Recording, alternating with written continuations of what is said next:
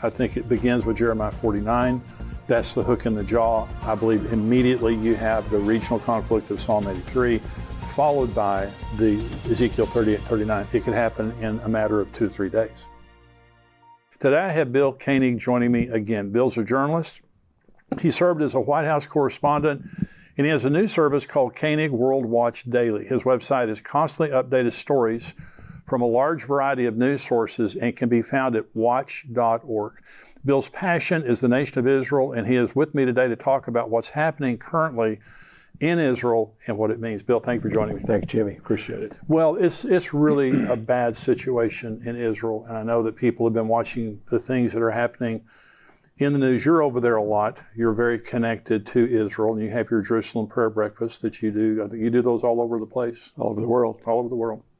And so just kind of as an overview, what's going on in Israel right now from your perspective? Well, what is so problematic, very similar to what's happening in the United States. It's amazing how much Israel and the United States track politically, and the division that's taking place in Israel over the judicial reform is at a level never seen before.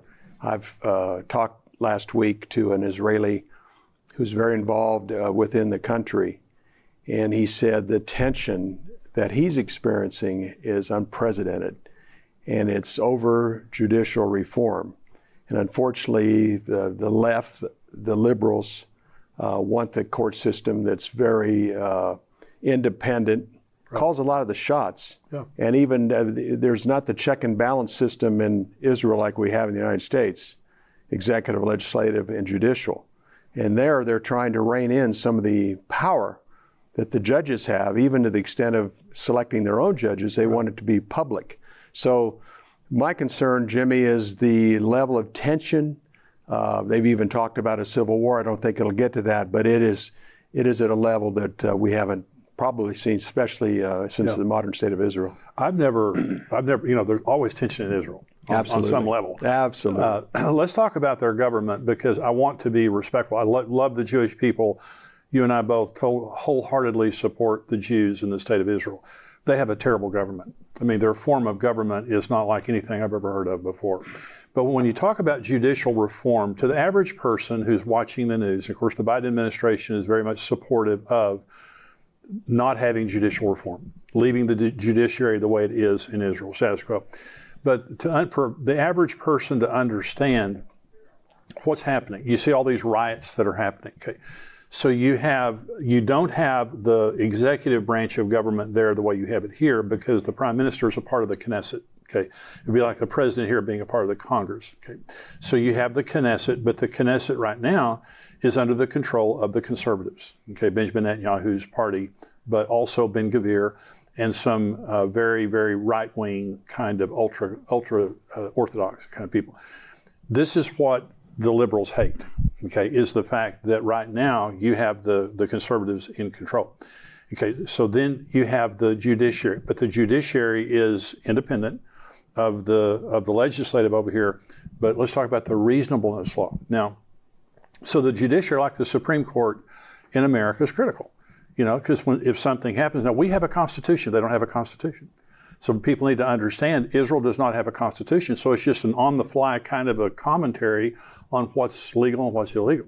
So the Knesset passes a law, and the judiciary then has a reasonableness law, which means if they deem it to be unreasonable, they can declare it unlawful. Amazing. It's crazy. It's not going to change. I don't believe that the political structure of Israel is going to change significantly. I do believe that there is going to be a crisis around the time of the return of Jesus. I had Rick Renner on the show, and Rick is a Greek expert. We were talking about the word rapture, and he said, unfortunately, the word rapture means to rescue in the nick of time. It means like right before it gets, So I think that when the rapture happens, it's going to be a lot like it is right now, a world in crisis. Jesus said that there will be distress of nations with perplexity, and perplexity means there's just no answers. There are no answers for America. I mean, there's revival's the answer. But in Israel right now, it's perplexing. They just don't know what to do. So you have the situation now with that. So let's talk about Gog and Magog for just a minute. Now, Jeremiah 49 talks about Elam. And our friend Bill Salas has been on the show and we've talked about it. Now, Elam is the southern part of Iran. And it's where they have a lot of their nuclear installations. Now, and by the way, because I've shown this on the show, I've shown a map. If Israel bombed Iran, that would be the most convenient area for them to bomb. That's right. As far as strategically. So we were talking about Wag the dog. There have been presidents of the United States in serious situations. And to distract from their domestic distress, they start a war or they do something over here.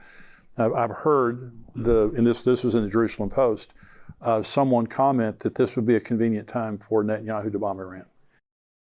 I want to remind you of our prophecy conference that's coming up September the 16th, and we've got Rabbi Jonathan Kahn. We have Ed Young, who is the senior pastor of Fellowship Church. That's where we're having the event. Dr. Mark Hitchcock, Billy Crone. We have Tony Evans, who is going to be a special guest for us this year, as well as myself. We're going to have a great day all day long on September 16th. That's a Saturday. That's also during Rosh Hashanah, the Feast of Rosh Hashanah. And you may have heard me teach before that I believe some year that the fulfillment of Rosh Hashanah could be the rapture. And I'm not dogmatic about it. Jesus can come anytime he wants to. But every year at that time, I just kind of start looking forward to maybe this is the year that Jesus is coming back. Now, Rabbi Jonathan Kahn is going to be speaking that day. He's going to be blowing a shofar, of course, him being Jewish, and he's going to be leading us in a special Rosh Hashanah service. It's going to be very, very special. So come and join us in person. Now you can go on endtimes.com. There's a little icon on the left side of the screen, a little world. Click on that. That'll show you on the right-hand side the prophecy conference where you can buy your seat. You can also stream live. And so go on there, come and be with us. Now we already have about 4 sections sold out in the building. So if you want a good seat, go on there right now. We would love to have you join us September 16th. I've heard, and this was in the Jerusalem Post, someone comment that this would be a convenient time for Netanyahu to bomb Iran. Yeah, I think that's speculation, but like we talked about, Jimmy, I mean, that's exactly what Bill Clinton did with the Lewinsky scandal and his desire for atonement. Yeah, he got in the middle of that Wag the Dog Kosovo war. I think that's always a possibility, and Israel's gift is preemptive. Right. In other words, not knowing when they're going to do something. So in some ways, it could be advantageous to Israel if they're near that red line to go ahead and make a move against Iran for their own protection. As we talked about too, Jimmy, the Persians are master at strategy. Right. They're very patient. They're master chess players. I've met Iranian in D.C. and their negotiators get PhDs in negotiations. Wow. Another Jewish friend at the embassy in Washington, D.C. says, you can't out-negotiate these guys. He said they'll agree to a deal that has less teeth than the deal they just previously agreed to. Yeah. Or the other strategy is agree to everything and then at the last minute change. Yeah. They drive you wild. Yeah. They drive you nuts. Well, they've been doing this for decades. Forever. Yeah. And they're so effective at it. Yeah. And I think with that said, the Persians have been hit hard inside of Iran, inside of Syria, Lebanon, and they still haven't done anything. So the Arabs have a tendency to get worked up and go to war too early, where the Persians are completely opposite. They're very calculated. So as gifted as Israel's defense and security is, and that's part of the reason they're talking to the United States about normalcy with Israel right now, because they're concerned about Iran, even though they have relations now or are talking now. It's the playing field of Gog Magog,